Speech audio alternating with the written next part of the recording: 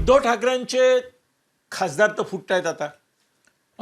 कशा प्रकारे त्यांची पुनर्व्यवस्था होते, पुनर्वसन होतं, म्हणजे एक स्वतंत्र गट म्हणून की शिंदेच्या पक्षात विलीन वगैरे वगैरे, त्याचे बरेच अंतप्रवाह कंगोरे आहेत.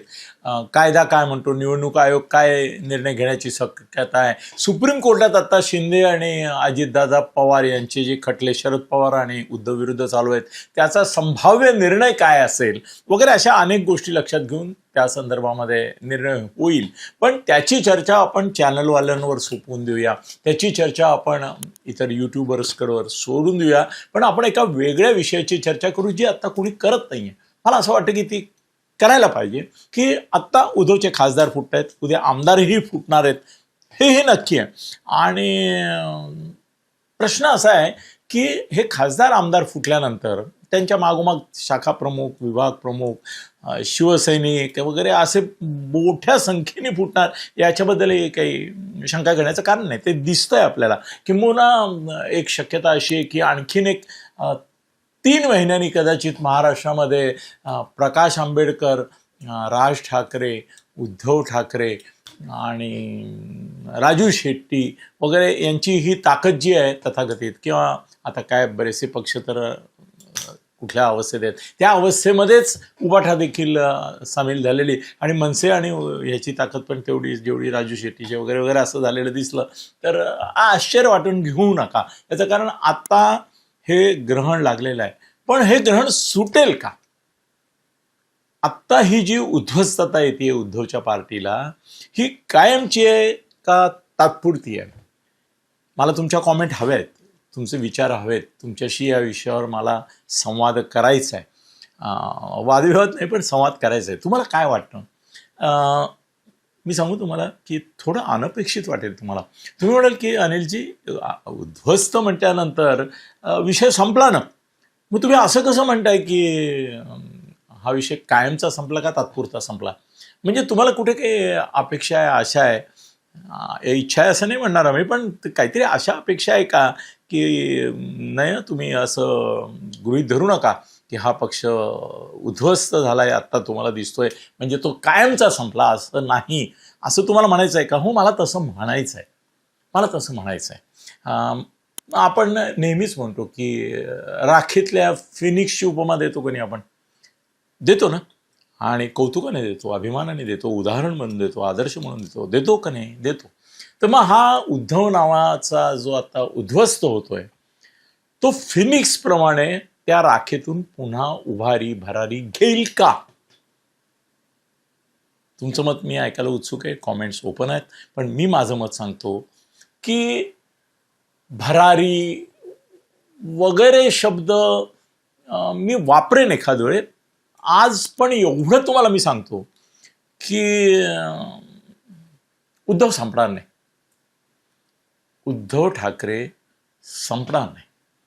उद्धवची उबाठा जी आहे तिचं भवितव्य उबाठा म्हणून, किंवा शिवसेना उद्धव बाळासाहेब ठाकरे म्हणून जे आहे ते कोर्टाच्या हातात आहे, सुप्रीम कोर्टाच्या हातात आहे. असं म्हणताना मी अप्रत्यक्षपणे अधोरेखित करतोय, मनातल्या मनात अंडरलाईन करतोय की म्हणजे सुप्रीम कोर्टाच्या हातात आहे किंवा निर्णयात आहे, म्हणजे इनडायरेक्टली अप्रत्यक्षपणे मोदी शहांच्याही हातामध्ये आहे असं मी मानतो. आता लगेच ह्याचा अपमान न्यायालयाचा वगैरे वगैरे असं धरू नका. म्हणजे त्यांची पण प्रबळ इच्छा, प्रयत्न, ते पण वकील दांडगे उभे करून हे करतात की नाही, मग त्या प्रयत्नांना सुद्धा तुम्ही दखलपात्र मानलं पाहिजे. आणि लगेच सर्वोच्च न्यायालयाला ते इन्फ्लुएन्स करणारे असं अनिल दत्ते म्हणाले म्हणजे अवमान झाला वगैरे असं काय बोलू नका.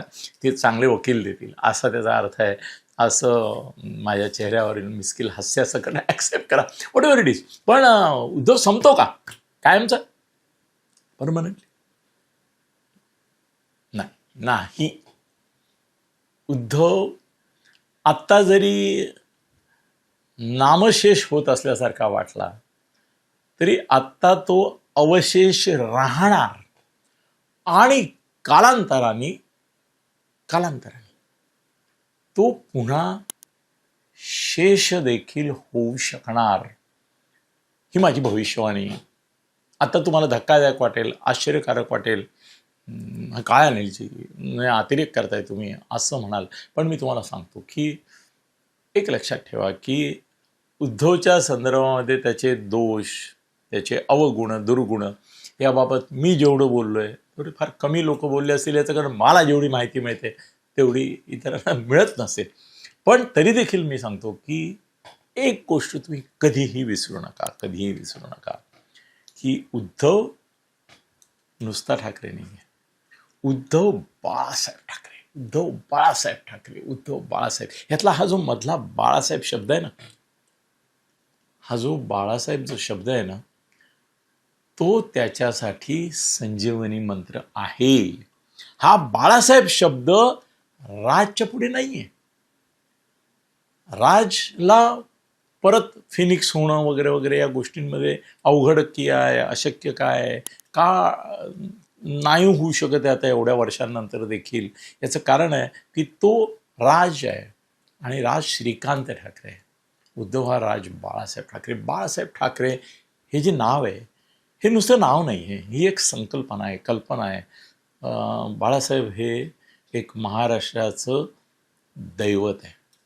किंबहुना 1960 साली महाराष्ट्र जेव्हा स्थापन झाला तेव्हा जे अधिदैवत महाराष्ट्राचं होतं ते अर्थातच छत्रपती शिवाजी महाराज होते, शाहू महाराज होते, महात्मा फुले होते, डॉक्टर बाबासाहेब आंबेडकर होते. पण त्या त्या त्या श्रेणीमध्ये होय आजही तुम्ही उद्धवबद्दल लोकांना काय वाटेल ते बोलू दे, समर्थक बोलतात, विरोधक तर बोलतात, पण बाळासाहेबांचं नाव निघालं की महाराष्ट्रातला कुठलाही मराठी माणूस हा तेथे कर माझे जुळती दिव्यत्वाची जेथ प्रचिती हे म्हटल्याशिवाय राहत नाही. त्याची मान एकाच वेळेला अभिमानाने ताठ होते, त्याच वेळेला नम्रपणाने त्यांच्या पुढे अभिवादनासाठी बाळासाहेबांच्या पुढे झुकते. बाळासाहेब या संजीवनी मंत्राचा उपयोग उद्धवनी जर व्यवस्थित केला आणि त्यांच्या जीवनावर, त्यांच्या जीवनातील मूल्यांवर, त्यांच्या स्मृतींवर भर दिला आणि मी प्रत्येक गोष्ट बाळासाहेबांचा आदर्श ठेवून बाळासाहेबांच्या साच्यामध्ये स्वतःला पुन्हा एकदा घडवून करीन अशी ग्वाही दिली आणि तसं जर त्यांनी आपलं वर्तन बदललं, म्हणजे थोडक्यात त्यांनी बाळासाहेब होण्याचा जर प्रामाणिकपणे प्रयत्न केला आणि तो करण्याशिवाय त्याला गत्यंतर नाही आणि तो करील असं मला वाटतं देखील. होय, त्याला कळून चुकलं आहे की आपल्या काय काय चुका झाल्या हे त्याच्या लक्षात आलं आहे. त्या विषयावर मी वेगळा व्हिडिओ फार विश्वासाने करीन. पण मी तुम्हाला सांगतो की आत्ता त्याला पश्चात्ताप होतो आहे. होय, आणि हे this is confirmed by none other than Sanjay Raut की आता उद्धवला पश्चात्ताप होतोय. पण प्रायश्चित्त घेण्यापलीकडे ही गोष्ट गेली. काही काही वेळेला असं होतं आयुष्यामध्ये की पश्चात्ताप होतो पण प्रायश्चित्त घेता येत नाही, याच्याकडून उशीर झालेला असतो. तसा तो उशीर झालेला आहे. पण एक लक्षात ठेवा की भारत जसं केंद्र सरकार म्हणजे मोदी शहा हे राहुल गांधीला संपवणार नाहीत, संपवू इच्छित नाहीत. काँग्रेस टिकवणार, राहुल गांधीला टिकवणार. दुसरा कुठलाही नेता आता उभा राहू नये म्हणून त्यांनी तर ममताला संपवलं, केजरीवालला संपवलं, स्टालिनला संपवलं. जेवढे संभाव्य प्रतिस्पर्धी होते प्रादेशिक पक्ष असून सुद्धा किंवा नेते म्हणून नेतृत्वाला मोदींना पर्याय होऊ शकत होते ते तिकडून संपवले. आणि दुबळा जो इनॉक्युलेशनची लसीकरणाची उपमा देतो की मेलेले जंतू टोचून उद्या जर खरे जंतू आले तर त्यांचा प्रतिकार करता येतो, त्याप्रमाणे त्यांनी राहुलला शिल्लक ठेवलाय. राहुल ही काँग्रेसपेक्षा मोदी शहांची गरज आहे की राहुलकडेच नेतृत्व राहिलं पाहिजे, विरोधी पक्षांचं राहुलकडेच काँग्रेसचं नेतृत्व राहिलं पाहिजे, काँग्रेस जिवंत राहिली पाहिजे. दुसरा कुठलाही पक्ष या देशामध्ये मोठा समग्र किंवा सर्वंकष सर्वस्पर्शी असा सर्वसाक्षी सर्वसमावेशक असा दुसरा उभा राहायला नको असेल तर काँग्रेसला आणि आता तर राहुलला जिवंत ठेवलं पाहिजे. आणि तो ज्वलंत असल्याचा आभास देखील महाराष्ट्रात देखील आज फडणवीस आहेत, उद्या आणखीन कोणी असेल, अगदी एकनाथ शिंदे जरी असले तरी देखील त्यांना निवडणूक आयोगाकडून सर्वोच्च न्यायालयाकडून जरी उबाठा संपवली, म्हणजे उद्धव बाळासाहेब ठाकरेंना पक्ष म्हणून त्यांचा जरी संपवला तरी देखील त्यांना विरोधी पक्षांचा प्रतिनिधी म्हणून, चेहरा म्हणून कायम ठेवणं अत्यंत आवश्यक आहे. कारण दुसरे चेहरे महाराष्ट्रात देखील परवडणार नाहीत. भाजपालाही नाही, फडणवीसांनाही नाही, शिंदेंनाही नाही, शिवसेनेलाही नाही, कुणालाच नाहीत. त्यामुळे पुढल्या निवडणुकीमध्ये जी निवडणुकीमध्ये लढत होईल ती कदाचित उद्धव ठाकरे विरुद्ध एकनाथ शिंदे, कारण त्यावेळी मुख्यमंत्री 100% पुढली निवडणूक एकनाथ शिंदेच्या नेतृत्वाखाली लढणार अशी होईल. आणि त्यावेळेला उद्धव ठाकरे हे प्रमुख विरोधी पक्ष म्हणून उदयाला आलेले आणि सर्वाधिक विरोधी पक्षातल्या जागा मिळवलेले असे नेते ठरतील, हे माझं भाकीत. आज ऐकून ठेवा. आज अविश्वसनीय वाटतंय मला, कल्पना आहे त्याची, पण उद्या हे खरं ठरल्याशिवाय राहणार नाही. विचार करा, हे खरं आहे, सत्य आहे आणि हेच होणार आहे, याबद्दल तुमचं मत माझ्यासारखंच असेल. धन्यवाद.